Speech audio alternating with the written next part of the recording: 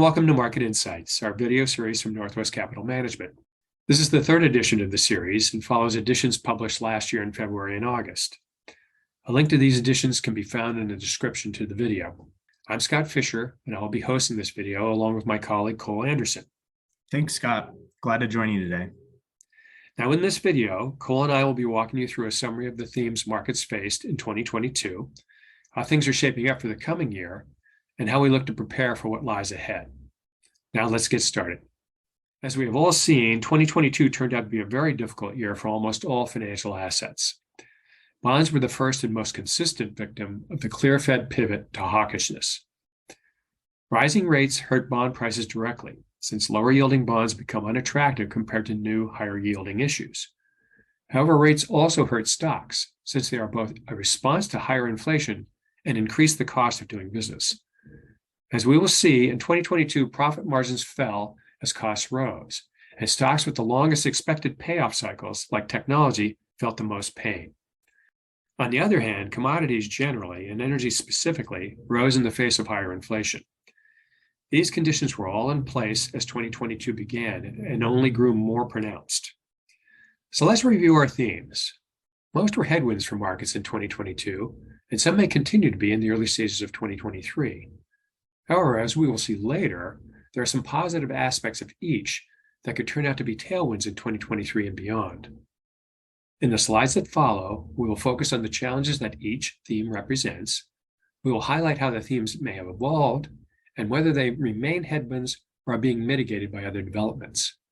We will wrap up with a summary of how the themes look at this point and their implications as we move further into 2023. Now let's review what happened in 2022.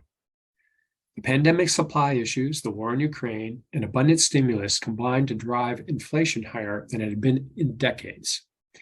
The primary tool the Fed uses to fight inflation is by raising interest rates to slow the economy. As you can see in the graph, during 2022, the Fed raised rates and did so more quickly than in any previous cycle over the past 40 years.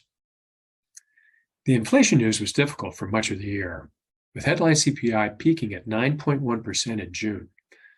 By November, it was down to 7.1%, and the December number of 6.5% included the first monthly decline in 2.5 years. Shelter, a lagging indicator, is the one area that has not quite peaked, while energy inflation is down markedly due to global growth concerns. Now let's take a closer look at the labor market. The Fed's preferred way to evaluate labor market strength is illustrated in this graph. This relates the number of jobs available in the economy to the number of available unemployed workers. Recall that when available jobs exceed available workers, wages tend to rise due to the competition for scarce workers. And this puts upward pressure on inflation. This imbalance must improve for the Fed to pause. The labor market, red line, remained strong throughout 2022, with unemployment staying in a range between March's 3.5% and November's 3.7%.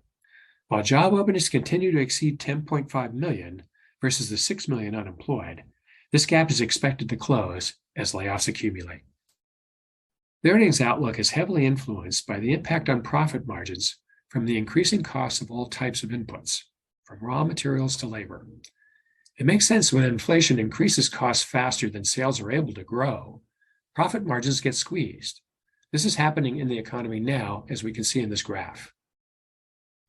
And this holds true when comparing fourth quarter margins to either their 5-year average or those from the third quarter. It makes sense that when margins are squeezed, earnings are negatively impacted, even if revenues from sales are growing. This is a headwind for stocks that is likely to continue in 2023. Unlike the period during the pandemic, the outlook for fiscal support for the economy coming from the federal government is not particularly positive. With divided government, the conversation in Washington is more focused on things like how to keep the government functioning as the debt ceiling debate takes shape, rather than how to support the economy through additional spending. The graph illustrates some of the pockets of funds that might be tapped to meet current obligations, while the debt issues are resolved. This debate is also a likely headwind for the markets as we head into 2023. The U.S. was not alone in experiencing difficult markets, as interest rates and other events impacted investors across the globe.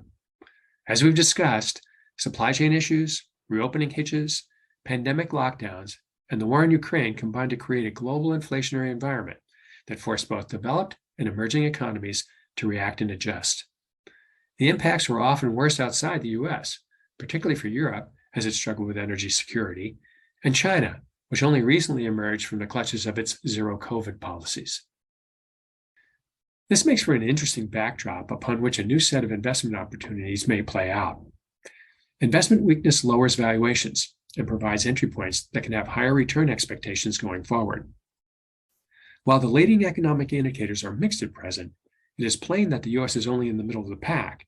And if you set aside the UK with its unique issues, both Europe and Asia, with the reopening of China, offer brighter prospects for future returns than they have for some years.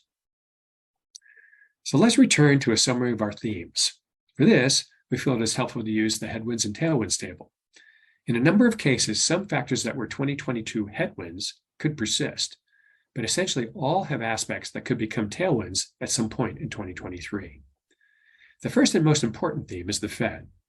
While 2022 will go down as the year when more rate hikes of greater size happened than at any time in history, a clear headwind, the outlook for 2023 is for the hikes to slow and then pause, a tailwind. The Fed was responding to the highest inflation numbers in over 40 years, a clear headwind. Fortunately, inflation peaked earlier in 2022 and is set to continue trending downward in 2023, a tailwind. The strong labor market is a two-edged sword. Concerns about there being far more job openings than available workers fueled concerns at the Fed that wage pressures would boost inflation, maintaining the need for higher rates, a headwind. However, a strong labor market means a stronger consumer, and this might keep us out of a recession as the imbalance continues to correct in 2023, a clear tailwind. Margin compression and earnings is an important theme. Earnings are not helped by margin compression, and this is a clear headwind for markets that is likely to carry from 2022 to 2023. But costs are coming down, so margins will ultimately recover, and this will likely be a tailwind later in 2023 and beyond. The lack of fiscal support is our next theme. While divided government is often seen as a good thing for markets, since it keeps the business environment stable, the debates in Congress about the debt ceiling will likely be a headwind for markets in the months ahead. However, if deficit reduction agreements come from this, that could be an offsetting tailwind later in 2023. Our final theme is a global slowdown. The increase in interest rates across the globe has already slowed global growth, which is a headwind that will carry over into 2023. But spurred by the reopening of China, the global environment should respond favorably as inflation eases. This should be a tailwind later in 2023. That brings us to a discussion of how all of this will play out in our positioning of portfolios. Over to you, Cole. Thanks, Scott. As a quick reminder, not every one of these tactical tilts is going to make sense for every portfolio. And it's important to consider these themes in the full context of your portfolio and broader financial goals. Since we last talked through portfolio positioning, there has been incredible change in both the economic and financial market landscape. The United States Federal Reserve is nearing the end of one of the fastest rate tightening cycles in history. The global economy is showing some signs of potential weakness, and war continues to loom over much of Europe and beyond. There are some pretty significant changes since last summer, so let's jump in. On the equity side of things, we move closer to value relative to growth for the near term. Even if the profits recession many market pundits are forecasting does not materialize, we believe profit margins will compress and do so most for the growthiest sectors. We believe further emphasizing quality and strength of balance sheets is critical, and a value orientation does just that. We also shade even further toward large cap companies due to the balance sheet strength we more commonly see here. However, small and mid cap companies do still merit a place in portfolios, and we may well flip this tilt in the months to come. Small and mid cap names tend to fare better in early upswings of new market cycles, and we stand ready to take advantage of that trend. One spot we're meaningfully adjusting exposure is geographic preference. I'll caveat this by saying that we do still prefer the safety of US-based companies for similar reasons to value and large cap above. However, international equities pose a huge valuation advantage at the moment, and we think emerging markets are best positioned for outperformance relative to their developed market peers, both due to earnings resilience as well as monetary policy benefits. Now to fixed income. 2022 was, by some measures, the worst year ever for bonds. It will take some time to make up for the losses from the past year, but we think 2023 will produce a needed rebound for bonds. While we continue to hold treasuries for their risk mitigating characteristics, we currently favor corporate bonds due to their attractive yield spreads and cheap valuations. Duration is a measure of a bond's sensitivity to changes in interest rates. When rates are plateauing or begin to fall, prices of the longest duration bonds appreciate the most. The US Fed rate hiking cycle was the headline story for the majority of 2022.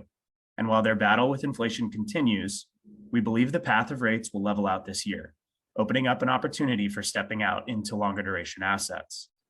For now, we are beginning our move in that direction, but not yet fully extending duration in bond portfolios. The last couple inflation readings have supported the Fed's view that inflation is finally beginning to level out and head downwards. We are closing out our inflation-linked positions in line with this view. We said in our last video that active fixed income management would be one antidote for a very challenging market. That proved to be the case. Managers with looser mandates or shorter guardrails for what they could and could not invest in delivered much stronger performance than their index following peers. We don't think that trend will end in 2023. Finally, alternatives. Alternatives were the best performer of last year by far. While the equity and fixed income markets delivered double-digit negative returns, alternatives delivered positive performance. Commodities enjoyed returns north of 18% on the year, boosted by a large run-up in oil markets and inflation that largely benefited broad commodities. Liquid alternatives also appreciated on the year due to their non-constrained nature. The ability of these funds to bet against equities and fixed income at a time when both these major asset classes were experiencing losses was beneficial. They also weren't restricted to segments of the market, sectors, geographies, or even specific asset classes. Their go-anywhere nature was advantageous. All this said, we think the traditional investment opportunity set, equities and fixed income, have a much better chance for beneficial performance in 2023. We believe alternatives have a place in portfolios regardless of market environment, as they diversify away risk in a unique way. However, we are reducing our exposure to alternatives meaningfully. To bring it all together, while we think that the volatility we've become accustomed to will remain, equities and fixed income will look through near-term headlines to recover in 2023. We continue to favor value-oriented investments and emphasize quality, and achieve this by leaning further toward large caps.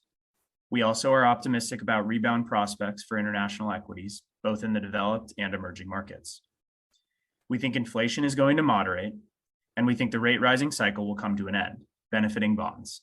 We like corporate bonds over treasuries and are starting to favor longer durations. Finally, while we continue to acknowledge the broad diversification benefits liquid alternatives provide, we are beginning to trim those holdings after stellar relative performance in 2022. Thanks, Cole. Well, with that, we'll wrap up this edition of Market Insights. We hope you found it informative. If you have any questions or comments concerning this session, please direct them to your advisor. As indicated in our introduction to this series, we'll be back with you again following the second quarter to give you our mid-year review. Until then, thanks for listening.